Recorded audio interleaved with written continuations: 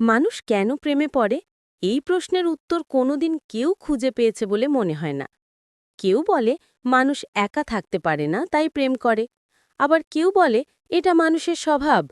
কিন্তু আমার মনে হয় প্রেমে পড়াটা এক ধরনের মোহ। মোহ কি? মোহ হলো একটা ঘোর, এমন একটা ঘোর যেখানে মনে হয় এই পৃথিবীতে তার চেয়ে সুন্দর কিছুই নেই। এই সময়ে মানুষ ছোটখাটো পাগল হয়ে যায়। সে বারবার ফোন চেক করে, একটা মেসেজ আসার অপেক্ষায় বসে থাকে। সেই মেসেজটা এলে আবার 10 বার পড়ে, মনে হয় কি যেন একটা বাদ গেছে, আবার পড়ে। প্রেমের এই মোহের পেছনে আছে ডোপামিন নামের এক ধরনের রাসায়নিক। মনোবিজ্ঞানীরা বলেন প্রেমে পড়া আর মাদক নেওয়া প্রায় একই রকম অনুভূতি দেয়। মানুষ এক ধরনের নেশায় পড়ে যায়। তবে সমস্যা হল মাদকের নেশার মতো এই নেশাও একসময় কেটে যায়। মোহ কাটলে কি হয়? মোহ কাটার পর মানুষ যেন হঠাৎ এক অদ্ভুত জগতে ফিরে আসে। প্রথমে যে মানুষটিকে দেখে মনে হয়েছিল এ এমন একজন যার মধ্যে কোনো খুঁত নেই, সেই মানুষটিকে হঠাৎ করেই খুব সাধারণ লাগতে শুরু করে। যে ছাদে সুইমিং পুল নিয়ে এত স্বপ্ন দেখা হয়েছিল, সেখানে গিয়ে দেখা যায় ছাদের কোনায় শুকাতে দেওয়া পুরনো পেটিকোট কিংবা লুঙ্গি। যে ফুলের বাগানের কথা ভেবেছিলেন, সেখানে হয়তো মাটির টবে শুকনো ক্যাকটাস দাঁড়িয়ে আছে। তখনই সম্পর্কটা একটা কঠিন প্রশ্নের মুখে পড়ে। এই মানুষটার সঙ্গে আপনি কি সত্যি বাকি জীবন কাটাতে চান, নাকি পুরোটা সময়ই ছিল কেবল একটা মোহ?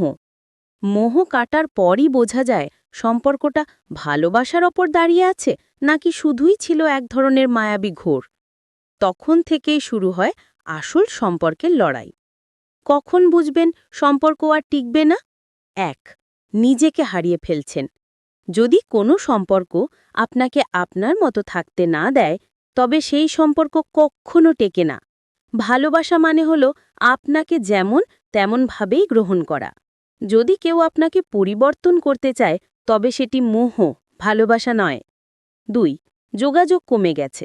ভালোবাসা থাকলে মানুষ সময় করে নেয়। যদি দেখেন সঙ্গী আপনাকে এড়িয়ে চলে বা অকারণে যোগাযোগ কমিয়ে দেয়, তবে বুঝুন সম্পর্কটা আর আগের মতো নেই। ৩. অতিরিক্ত মতবিরোধ। মতবিরোধ সব সম্পর্কেই হয়, কিন্তু যদি তা এমন পর্যায়ে পৌঁছে যায় যেখানে প্রতিটি কথাই ঝগড়া হয়, তবে সেটি সম্পর্কের জন্য সতর্ক সংকেত। ৪. আপনার মতামতের গুরুত্ব নেই।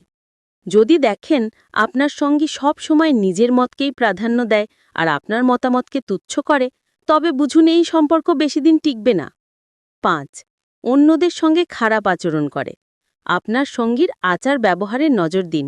যদি সে অন্যদের সঙ্গে, বিশেষত নিম্ন স্তরের মানুষের সঙ্গে খারাপ আচরণ করে, তবে ভবিষ্যতে আপনার প্রতিও এমন আচরণ আসতে পারে।